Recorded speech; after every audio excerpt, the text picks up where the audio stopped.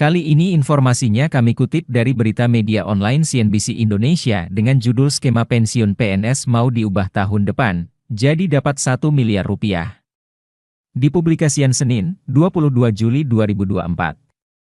Bagaimana nih Bapak, Ibu PNS yang mau pensiun tahun depan, jika uang pensiun langsung bayar full 1 miliar? Untuk informasi selengkapnya kita simak dari CNBC Indonesia. Jakarta, CNBC Indonesia. Pemerintah berencana mengubah kebijakan uang pensiun aparatur sipil negara, ASN, pada 2025, sebagaimana tertuang dalam Kerangka Ekonomi Makro dan Pokok-Pokok Kebijakan Fiskal, KEM PPKF, 2025 edisi pemutakhiran. Rencana pengubahan skema pensiunan ASN termasuk PNS ini sebetulnya telah lama diagendakan pemerintah. Pada 2021 misalnya, skema dana pensiunan PNS ingin diubah dari yang selama ini menggunakan skema pay as you go menjadi fully funded. Skema fully funded dianggap bisa membuat PNS mendapat dana pensiun hingga 1 miliar rupiah, sebagaimana dikatakan oleh Menteri Pendayagunaan Aparatur Negara dan Reformasi Birokrasi, PAN-RB, yang kala itu masih dijabat oleh Cahyokumolo. Pada akhir 2022, Korps Pegawai Republik Indonesia atau Korpri bahkan telah meminta pemerintah untuk segera merealisasikan skema iuran pasti atau fully funded. Hal ini disampaikan oleh Ketua Umum Dewan Pengurus Korpri Nasional, Zudan Arid Fakrullah dalam peringatan Hari Ulang Tahun Korpri ke-51, Selasa, 29 November 2022. Dalam kesempatan yang berbahagia ini mohon kiranya melalui Bapak Mendagri dan Menteri PAN-RB, kita segera bisa menerapkan sistem kesejahteraan ASN dan pensiunan ASN melalui fully funded secara konkret dan berkelanjutan, papar Zudan.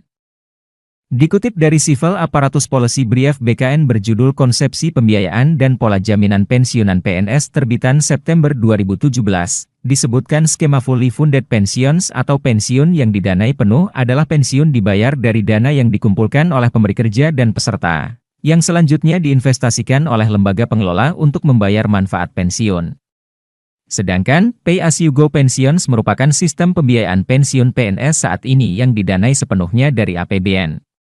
Meski begitu, dalam KEM PPKF 2025 edisi pemutakhiran, belum disebutkan skema pensiunan apa yang akan digunakan dalam rancangan reformasi perlindungan hari tua bagi ASN. Dokumen itu hanya menyebutkan arah reformasi program pensiun bagi pegawai ASN ke depan akan terbagi ke dalam dua kelompok besar, yaitu perubahan skema program untuk PNS existing dan pengembangan program baru untuk PNS baru dan PPPK. Garis besar desain reform yang menjadi prioritas pemerintah itu, pertama ialah memastikan tidak terdapat PNS existing yang mengalami penurunan manfaat pensiun. Untuk itu, program pelengkap dengan skema iuran pasti yang berbasis take home pay, THP, menjadi alternatif utama pemerintah. Kedua, program pensiun bagi PNS baru dan PPPK akan diarahkan untuk mengikuti skema manfaat iuran pasti dengan formula iuran dan manfaat berbasis THP. Skema bagi pegawai baru ini akan didesain sehingga menghasilkan manfaat yang relatif lebih baik dari skema pensiun PNS saat ini. Penyesuaian skema dan besaran iuran berbasis THP baik untuk PNS existing maupun PNS baru dan PPPK diharapkan mampu mendorong distribusi RR yang lebih wajar antar jabatan. Ketiga, yang menjadi dasar reformasi pensiun ASN adalah desain baru harus memastikan terwujudnya kesinambungan program dan kesinambungan fiskal. Hal ini diperlukan untuk memastikan terdapat perbaikan manfaat bagi ASN dan juga tidak memberikan beban bagi generasi mendatang. Keempat, desain reformasi akan membagi beban pensiun antara pemerintah pusat dan pemerintah daerah. Hal ini sesuai dengan prinsip bahwa pemberi kerja merupakan salah satu penanggung jawab dalam memberikan manfaat pensiun kepada ASN. Perubahan besaran dan formula iuran serta perubahan skema dan formula manfaat akan diputuskan pemerintah dengan tetap mempertimbangkan kemampuan APBN dalam mendanai, kemampuan ASN dalam mengiur, perbaikan manfaat, kesinambungan program, dan ketahanan fiskal baik masa kini maupun masa mendatang, dikutip dari dokumen KEM PPKF.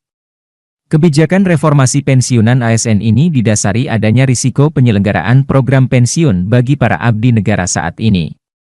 Pertama, manfaat pensiun yang diterima oleh pensiunan PNS relatif masih rendah, dan dalam tren terus berkurang dibanding manfaat yang diterima PNS beberapa dekade lalu.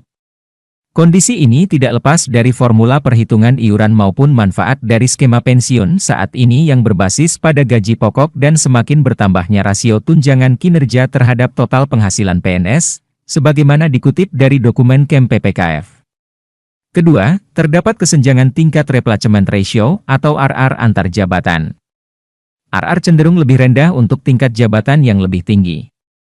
Contohnya, pensiunan pejabat eselon 1A hanya menerima manfaat pensiun kurang dari 10% dari penghasilan terakhir. Selain perlindungan hari tua yang kurang memadai, rendahnya RR juga ditengarai menjadi salah satu pendorong perilaku koruptif sebagaimana temuan Komisi Pemberantasan Korupsi dalam kajian pada tahun 2018, dikutip dari dokumen itu. Ketiga, pemerintah menganggap penyelenggaraan program pensiun saat ini yang mengikuti skema manfaat pasti dengan pembiayaan pay as you go, yakni manfaat pensiun yang sepenuhnya menjadi beban APBN, berpotensi untuk terus meningkatkan risiko fiskal ke depan seiring dengan tren population aging. Beban ini diperkirakan akan terus meningkat. Memperhatikan berbagai tantangan itu, pemerintah menyadari bahwa reformasi program pensiun ASN merupakan suatu kebijakan yang bersifat urgent untuk segera ditempuh, tulis pemerintah dalam dokumen KEM PPKF. Demikianlah informasi selengkapnya dari CNBC Indonesia. Semoga terrealisasi dan terlaksana pensiun langsung dibayar 1 miliar. Sekian informasi kami, mohon maaf jika terdapat kesalahan atau kekurangannya, terima kasih.